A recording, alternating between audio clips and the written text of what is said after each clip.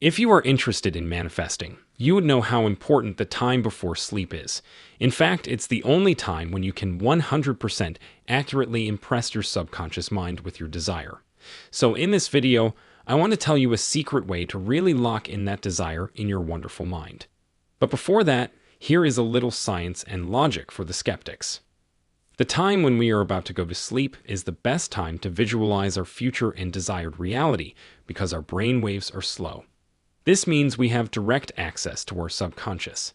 So, whatever thoughts you think at this time are so much more powerful than the thoughts you think during waking hours.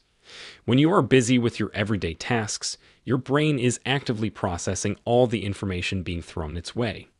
Of course, it doesn't have the time or capacity to visualize the life of your dreams in such a rush.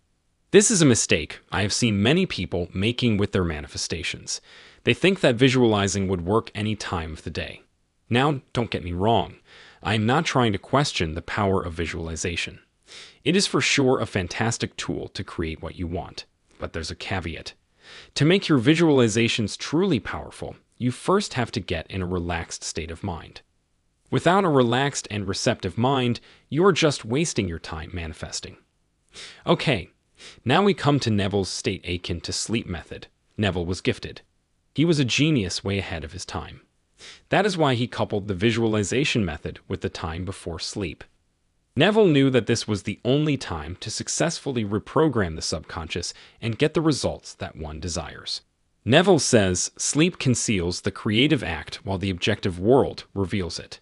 In sleep, man impresses the subconscious with his conception of himself. Now it's time for the secret. I need to tell you how you can put the state akin to sleep technique to the best use and manifest anything you want. So, the first step is that you have to get into a state of total relaxation in your bed.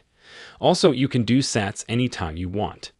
The only prerequisite is that you must have time to go to sleep, even if it's just a quick nap. A great way to get your mind into a state of perfect relaxation is to start counting backward, like from 300 to 1 in your mind. Joseph Silva used this method in his meditations to quickly get the participants into an alpha state of mind. I have personally used this trick, and it works every single time, without fail. By the way, you have to make sure that you don't fall asleep. The aim is to get into that super drowsy state, but not sleep. I know it's a little technical, but you will get there with enough practice. So, I can't promise that you will just do SATS for once and will manifest your desires. No, that's delusional. It's a technique that requires some practice. So, give it 7 days, at least 7 days. Once you have practiced enough, you would immediately know when you are in the sweet spot of being able to impress your subconscious. And when you are there, you have to bring to your mind a 2 to 5 second scene. Yes, super short scene implying that your wish is fulfilled. Let's say you are trying to manifest good grades for yourself. So your scene can be as simple as you seeing your grades and smiling. Or it could be your mom smiling back at you knowing that you have scored so well.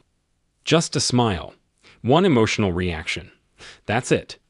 No need to build elaborate stories in your mind that leave you confused every time. Keep it simple. Keep it short. Just 2 to 5 seconds at max. Nothing beyond that. The only purpose of the scene is to initiate the feeling of the wish fulfilled inside you, and just a simple smile can do that. It can transport you to the realm where your desire is not a wish but a reality. A powerful reality that you created through your mind. When you catch the feeling of the wish fulfilled, you have just milked it. Feel it in your body and your mind. Notice the positive feelings for as long as you can.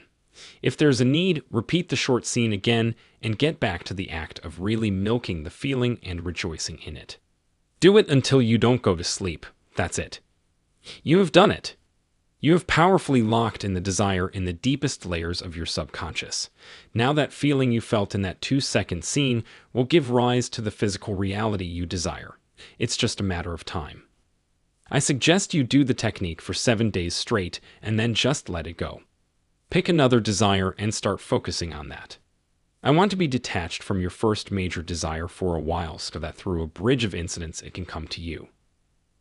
Alright guys, last word of advice before I end this video. A lot of you comment about your problem with detachment. You find it difficult to not be obsessed with your desire. Here is what I would do if I was in your place. First, I would create another desire, a secondary desire of sorts, and start working on that for a while, just to divert my attention. Secondly, I would start a daily practice of gratitude. Dr. Joe Dispenza says that when you are in a state of gratitude, you cannot feel lack, and that is so true. I believe in the magic of gratitude, and now it's time you start believing in it too. Whenever you find yourself worrying, just start saying thank you for the things you have, and it will take you out of your desperation zone immediately.